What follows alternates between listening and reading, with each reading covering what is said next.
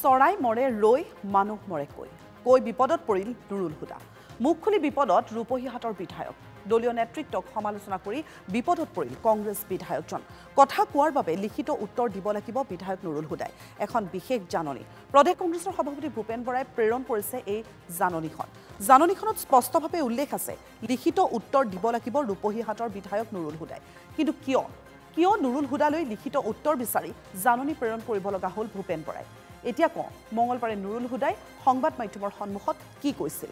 পঞ্চায়ত নিৰ্বাচন সন্দৰ্ভত উত্তৰ দিবলৈ গৈ বিধায়কজনে কৈছিল নিৰ্বাচনী ফলাফলক লৈ অভাৰ কনফিডেন্স থকা সকলে দিল্লীত খাই বহি আছে সমষ্টিক লৈ মোৰ আত্মবিশ্বাস নাই বাবে লাগি আছো যাৰ আত্মবিশ্বাস আছে তেওঁলোক বাহিৰত ঘূৰি আছে নিশ্চয় তেওঁলোক কনফিডেন্স আছে এতিয়া মোৰ সময় নাই তেওঁলোকে মানে জানে যে জিকিব গতিকে তাত ইয়াতে সময় দি কি লাভ আছে মোক AICC মাতিছিলে মই টিকেট কৰি মই কেঞ্চেল কৰি দিছোঁ মোৰ সন্দেহ আছে মোৰ ৱাৰ্ডত যাব লাগিব আৰু যিসকল কনফিডেন্স আছে যে জিকিব নাথাকিলেও জিকিব তেওঁলোকৰতো কথাই নাই তেওঁলোকে ঘূৰি ফুৰিব কি আছে আৰামছে ঘূৰিব খাব ঘূৰিব উল্লেখযোগ্য যে নিখিল ভাৰত কংগ্ৰেছ কমিটিৰ বৈঠকত অংশগ্ৰহণৰ বাবে আহমেদাবাদত উপস্থিত হৈছিলগৈ অসম প্ৰদেশ কংগ্ৰেছৰ নেতৃত্ব তথা বিধায়ক সাংসদসকল সমান্তৰালকৈ আন বহুকেইজন বিধায়কেও সভাপতিৰ বিৰুদ্ধে বিশুদ্ধগাৰ প্ৰকাশ কৰি দিল্লীত বাহৰ পাতিছিল অৱশ্যে দলৰ চৌকছ পাই প্ৰতিক্ৰিয়া প্ৰকাশ কৰে বিধায়ক নুৰুল হুদাই দল বিৰোধী কাম কৰা নাই বুলি প্ৰত্যুত্তৰ বিধায়কজনৰ চৌকছৰ উত্তৰ দিবলৈ সাজু নুৰুল হুদা চৌকছ মই এতিয়ালৈকে পোৱা নাই আৰু মোকতো চৌকছ কিহৰ কাৰণে কৰিব ময়ো বিচাৰি পোৱা নাই যিয়ে নহওক যদি কৰে উত্তৰ দিম যিসকল সমষ্টিত প্ৰাৰ্থিত্ব প্ৰত্যাশী আছে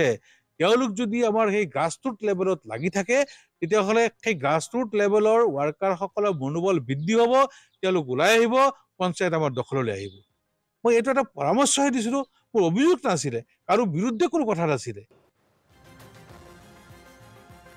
দলীয় কাম-কাজ তথা জ্যেষ্ঠ নেতা সাংসদ বিধায়ক সভাপতি ভূপেন বৰা বিৰোধী দলপতি দেৱব্ৰত শইকীয়া আদিক অৱমাননা কৰি কৰা মন্তব্য সন্দৰ্ভত কি উত্তৰ দিয়ে বিধায়কজনে সেয়া লক্ষণীয় হ'ব অৱশ্যে এই সন্দৰ্ভত AIUDFৰ বিধায়ক ৰফিকুল ইছলামে প্ৰকাশ কৰিলে প্ৰতিক্ৰিয়া কংগ্ৰেছে পঞ্চায়ত দখল কৰিলে সুখী হলোহেঁতেন নুৰুল হুদাই দলীয় নেতৃত্বৰ কথা কৈ ভুল কৰিছে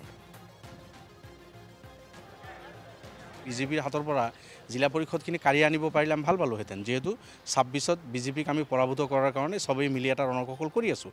তেনেস্থলত যদি কংগ্ৰেছে নিজৰ মাজত এই সব কথা কৰি থাকে এতিয়া তেখেতসকলৰ ৰাষ্ট্ৰীয় কিবা বৰ্ধিত কিবা সভা আছিল তাতে নেতাসকল যাব মই চাইছোঁ যে বিৰোধী দলপতিও তাতে আছে এতিয়া নুৰুল হুদা এনেকৈ যদি কৈছে ক'ব নালাগিছিল তেখেতে কাৰণ তেখেতসকলৰ দলীয় এইটোতো যাবই আৰু একদিনীয়া প্ৰগ্ৰাম হয়তো আকৌ গুচি আহি নিজৰ সমষ্টিত কাম কৰিব